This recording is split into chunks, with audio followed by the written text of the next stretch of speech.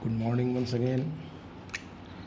Dear students, yesterday I told you about the structures named simple cubic and face centered cubic structures, and we saw that one of them was loosely packed structure, that was simple cubic, having a packing fraction of nearly 52%, that is 0.52, and FCC of course was a closely packed structure having more than 70, that is 74%. In the same sequence, today I will tell you about a structure called body centered cubic lattice or cubic structure. In this crystal structure, apart from the 8 atoms at the corners of a cube, there is one atom which is located at the center of the cube, mean that atom is located in the body of the unit cell. That's why it is called body centered cubic lattice. In the simple cubic structure, there were only 8 atoms at the corners. In the face center, there was one atom exactly at the center of each face. Here, apart from these 1, 2, 3, 4, 5, 6, 7, 8 corners, there is one atom which is touching all these 8 atoms located at the center of the cube. So if you can see this side is A of the cube, then the diagonal of any face will be root 2a. This calculation I told you yesterday also.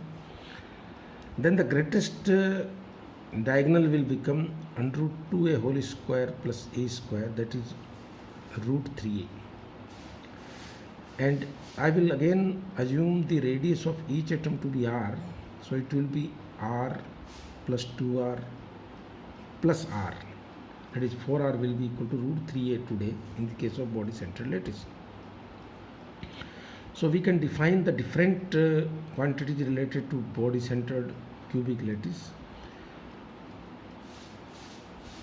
The first one is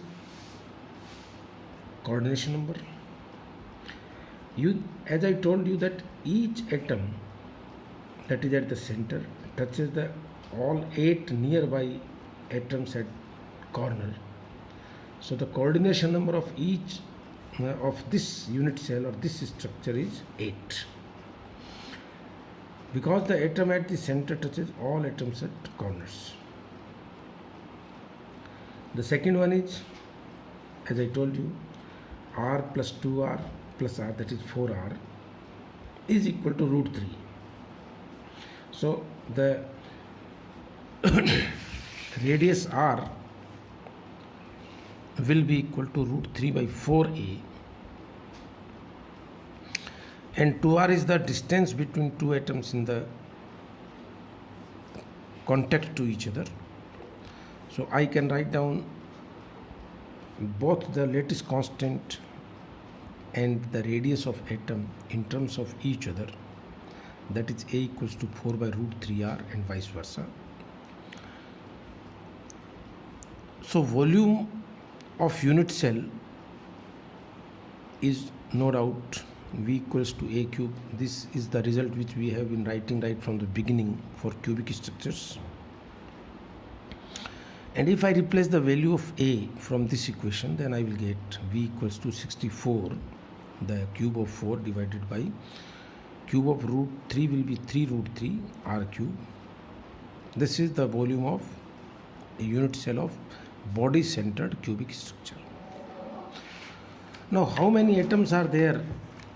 So then I can say the normal relation which I have been telling you right from the beginning. You see still it is written here, and I have been showing you many times, that total number of atoms in a unit cell is determined by how many are there on the center corners, that is 1 by 8 into corner, on the faces 1 by 2, and body centered will be multiplied by 1. So here I can say it is 8 upon 8 because there are 8 corners plus 1 body center plus no face centered, so it will be 2. Number of atoms in a unit cell is 2, which is smaller than what it was in the case of face centered. Hence the volume of atoms in the unit cell will be number of multiplied, this is what I have written, number of atoms in the unit cell multiplied by volume of each atom. So 4 by 3 pi r cube into 2, and it is 8 pi upon 3. So the packing fraction, okay, you can write down this value in terms of A also, and then you can define packing fraction. Packing fraction, I have been telling you, is the ratio of volume occupied by the atoms in the unit cell divided by volume of the unit cell. So again the definition remains the same, but the value definitely changes, and it comes out to be here. Here it is. If you write down, this is 0.68. So body centered structure is less packed than face centered, because for face centered we had 0.74, though it is quite close packed in comparison to simple cubic, where it was only 0.52, the packing fraction. Then comes the primitive cell basis vectors, and for this I have tried to show you, see what I have done here is that 1, 2, 3, these are 3 cubes, 1, 2, 3, and they are touching each other at their edges. See, this and this cube are common at this edge, this and this cube are common at this edge. I will call this edge as x-axis,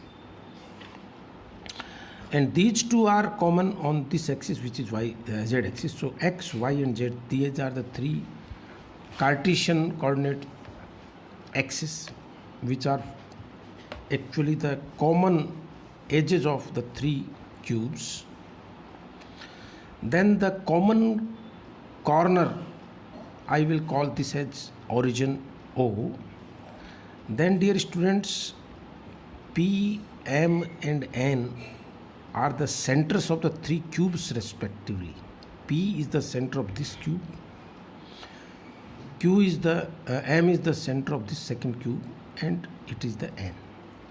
So if I join O to P, O to M and O to N, then I will get the respective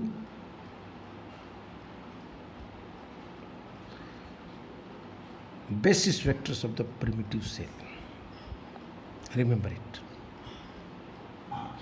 So in this diagram, this is what I have written here. In this diagram, small O is a corner of a cube, which is actually a common corner of 3 cubes. Then OP, OM and ON denotes the fundamental vectors of the primitive cell. And since now it is very simple for any of you, because if this is A, then the center's coordinates are always A by 2, comma A by 2, comma A by 2 in the positive octave, positive eighth part of this.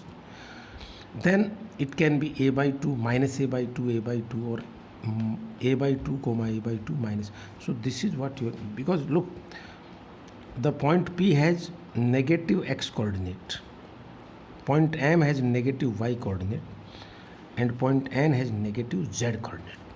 So I can write down OP vector, ON vector and OM vector respectively, and these are A vector, B vector and C vector respectively. So one can calculate the volume, and this comes out to be A cube by 2. So volume of a primitive cell is half the volume of unit cell in BCC, as it should be.